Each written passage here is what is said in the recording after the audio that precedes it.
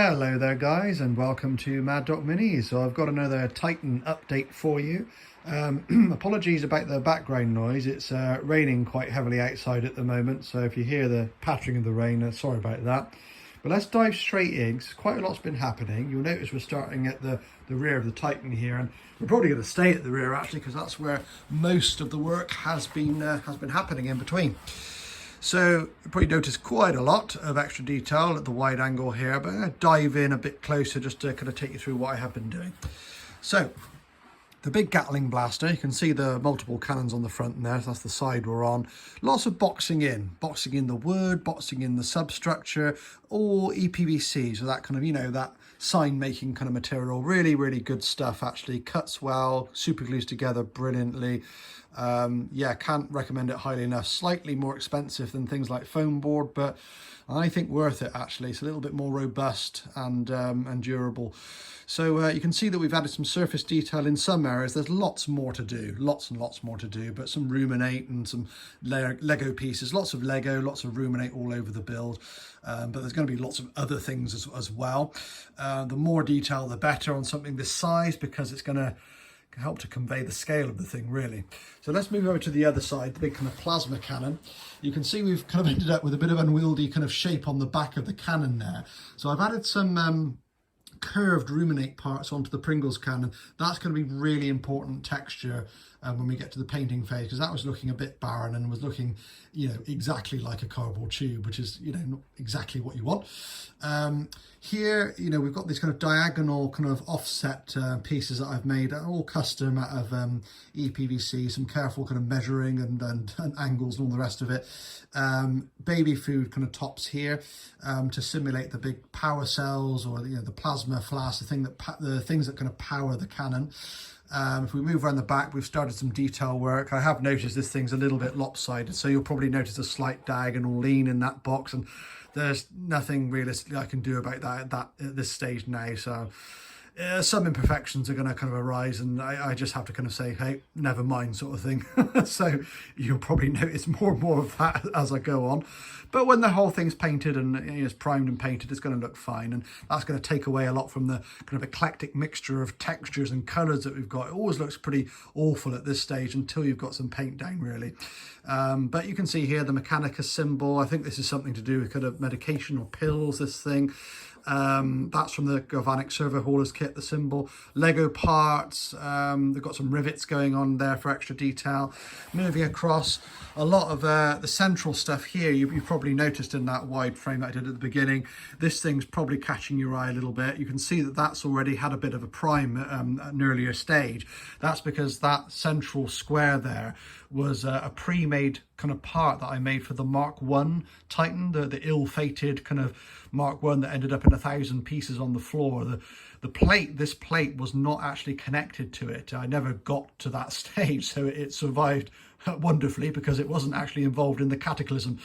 I have added a little bit since. I had to kind of add a new ruminate part there, which is why that's yellow. But this thing here is a Lego Power Miners wheel. I've used that on other builds as well. If you want to go and check out some of my other videos, you'll see that one popping up here and there.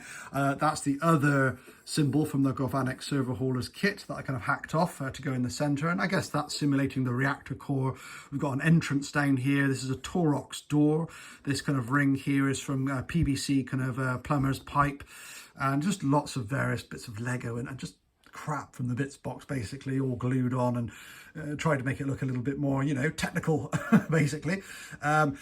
Similar to that pre-made section there, all these other plates were pre-made before they were put on. All right, so we've got 1, 2, 3, 4, 5, 6, 7, 8 kind of plates altogether there that have been pre-made, and that's the way I'm going with it, because it's too hard to kind of detail the thing, you know, like in situ, if that makes sense. It's better to make the stuff and then put it on in chunks.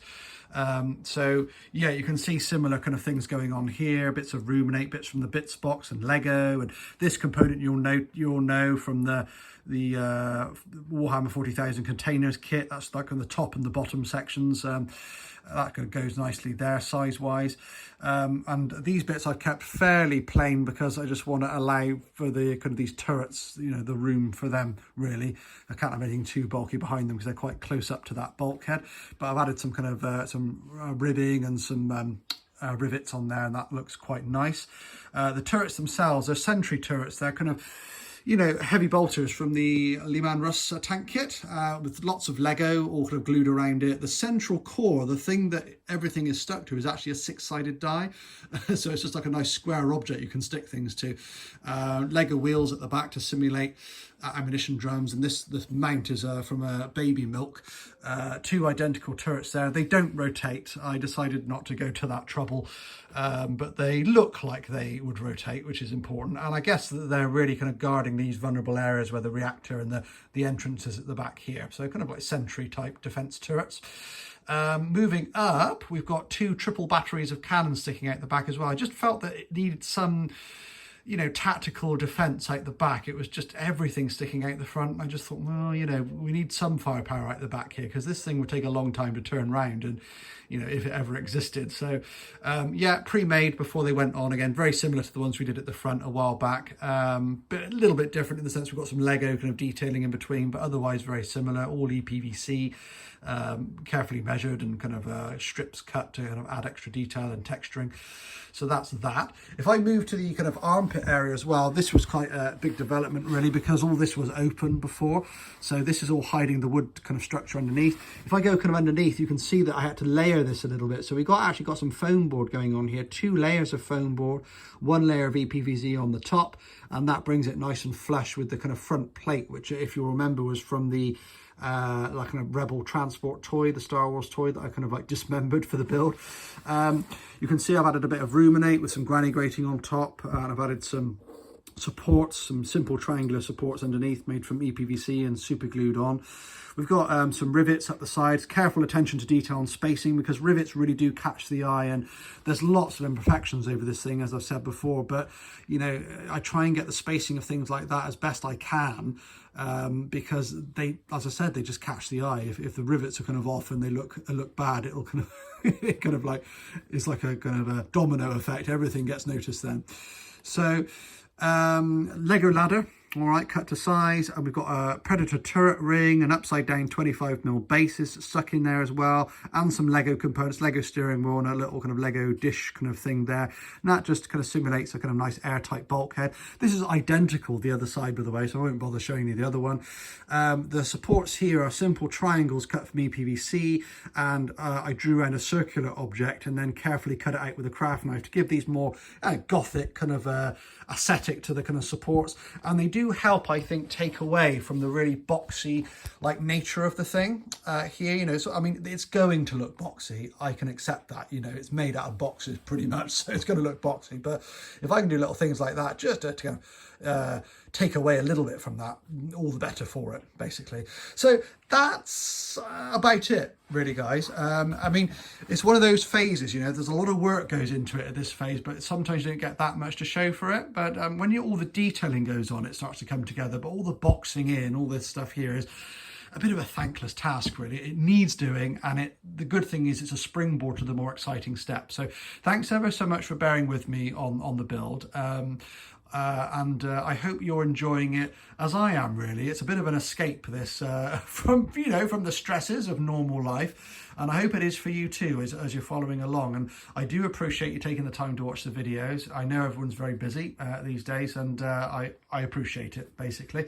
I'm growing slowly and steadily with the channel, which is fantastic. Subscriber numbers are going up nice and steadily, which is wonderful. Please consider liking and sharing the video if you think someone might like the content. I really do appreciate that. And if you're not subscribed already, consider subscribing and hitting the reminder bell so you don't miss the updates. I've got lots more Titan stuff to do, as you can see. There's nowhere near finished here, and we've got lots of other projects on the go as well. So thanks ever so much for all the kind support, guys. You've been fantastic, and I will see you in a future video. Cheers.